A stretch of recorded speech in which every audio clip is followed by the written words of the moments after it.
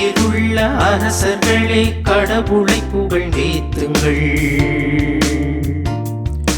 உலகிலுள்ள அரசர்களே கடவுளை புகழ்ந்தேத்துங்கள்.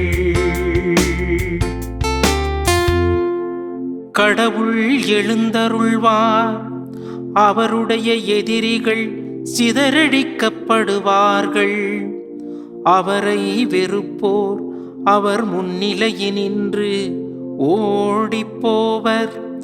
புகையடித்துச் செல்லப்படுவது போல அடித்துச் செல்லப்படுவர். நெருப்பு முன் மெழுகு உருகுவது போல கடவுள் முன் பொல்லார் அழிந்தொழிவர். நேர்மையாளரோ மகிழ்ச்சியடைவர். கடவுள் முன்னிலையில் ஆர்ப்பரிப்பர், மகிழ்ந்து கொண்டாடுவர்.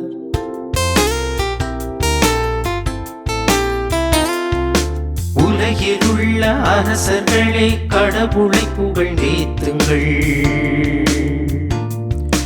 உலகிலுள்ள அரசர்களே கடவுளை புகழ்ந்தேத்துங்கள். உலகிலுள்ள அரசர்களே கடவுளை புகழ்ந்தேத்துங்கள். உலகிலுள்ள அரசர்களே கடவுளை புகழ்ந்தேத்துங்கள். இயேசுவில் பிரியமான அன்பு இறை மக்களே, அன்னை மரியாளுடைய அன்பு பக்தர்களே, உங்கள் யாவரையும் தினமொரு திருப்பாடல் நிகழ்ச்சி வழியாக சந்திப்பதில் மகிழ்ச்சி அடைகிறேன்.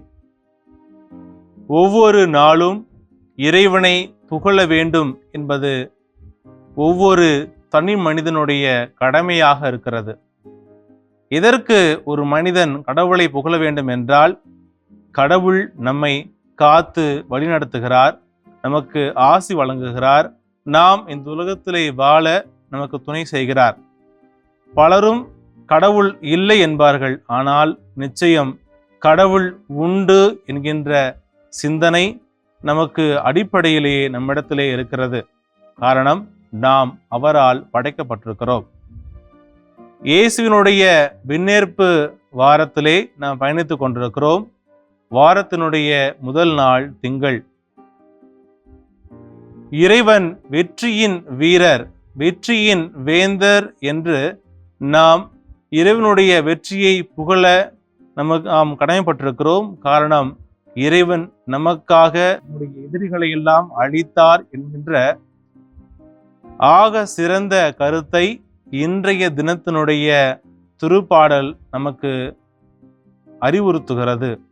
நாம் தாயாம் திருவையோடு இணைந்து திருப்பாடல் எண் 68 தியானிக்கிறோம்.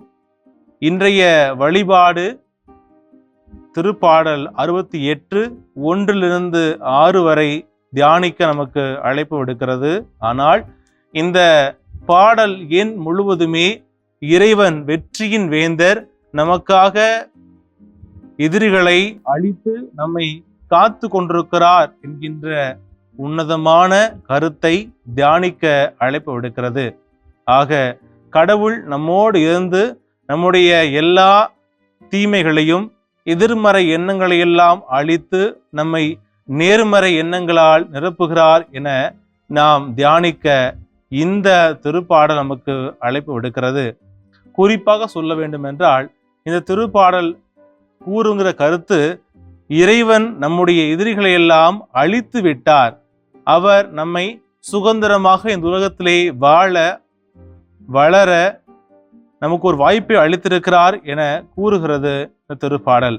குறிப்பாக சொல்ல வேண்டும் என்றால், 2வது வசனம் சொல்லுகிறது, திருப்பாடல் எண் 68:2, புகை அடித்து செல்லப்படுவது போல அடித்து செல்லப்படுவர், நெருப்பு முன் மெழுகு உருகுவது போல கடவுள் முன் பொல்லார் அழிந்தொழிவார் என்கின்ற வார்த்தை நமக்கு ஒரு நேர்மறை எண்ணத்தை தருகிறது. எப்பொழுது நாம் வாழ்கிற சமூகத்திலே சமுதாயத்திலே பொல்லாதவர்களும் நம்மை துன்புறுத்துவர்களும் எதிரிகளும் அழிந்து போகிறார்களோ, அப்பொழுதுதான் நாம் நிம்மதியான ஒரு வாழ்க்கையை, நேர்மறையான எண்ணம் கொண்ட வாழ்க்கையை வாழ நம்மால் முடிகிறது. காரணம், இறைவன் நமக்கு ஒவ்வொரு தினமுமே நன்மையாக வாழ அழைப்பு விடுத்து அதற்கான ஒரு சூழ்நிலையை ஏற்படுத்தி தருகிறார். நாம் அந்த சூழ்நிலையை ஏற்றுக்கொண்டு நேர்மறை எண்ணங்களோடு இந்த உலகத்திலே வாழ வேண்டும் என்கின்ற கருத்தையும் நாம் இந்த தினத்திலே தியானித்தாக வேண்டும். இறைவனுடைய விண்ணேற்பு வெறுமனே சீடர்களுக்கு மட்டும் மகிழ்ச்சி தரவில்லை, மாறாக யாரெல்லாம் அவருடைய சீடராக அழைக்கப்பட்டிருக்கிறார்களோ, யாரெல்லாம் அவருடைய மக்களாக வாழ விரும்பி அவரை ஏற்றுக்கொண்டார்களோ யாவருக்கும் அவருடைய மகிழ்ச்சியான இந்த விண்ணேற்றம் இன்னும் இரட்டிப்பான மகிழ்ச்சியை தந்து கொண்டுதான் இருக்கிறது. காரணம், அவர் கொடுத்த மகிழ்ச்சி, அவர் தந்த அந்த இன்பம் நமக்கு இன்னும் அதிகமான இன்பத்தினுடைய திளர்ச்சியில் நாம் இருக்க ஒரு வாய்ப்பாக அமைகிறது. இறைவன் நம்மை அபரிவிதமாக ஆசிராலும் அருளாலும் நிரப்பி நம்மை புனிதப்படுத்துகிறார். நாம் வாழ வேண்டிய சூழ்நிலையை ஏற்படுத்தி தருகின்றார். ஒருவேளை நாம் வாழுகிற சூழ்நிலையிலே பிரச்சனைகளும் வருத்தங்களும் தடைக்கற்களும் இருந்தால் நாம் இறைவனை நோக்கி கண்களை ஏறெடுப்போம். நிச்சயம் வெற்றியின் வேந்தர் நம்முடைய துன்பங்களை எல்லாம் அழித்து நமக்கான ஒரு உன்னதமான ஒரு வாழ்க்கையை வாழ வேண்டிய சூழ்நிலையை ஏற்படுத்தி கொடுப்பார், கொடுக்கவும் காத்திருக்கிறார் என்கின்ற சிந்தனையை இன்றைய தினத்தினுடைய திருப்பாடல் வழியாக நாம் பெற்றுக்கொண்டோம்.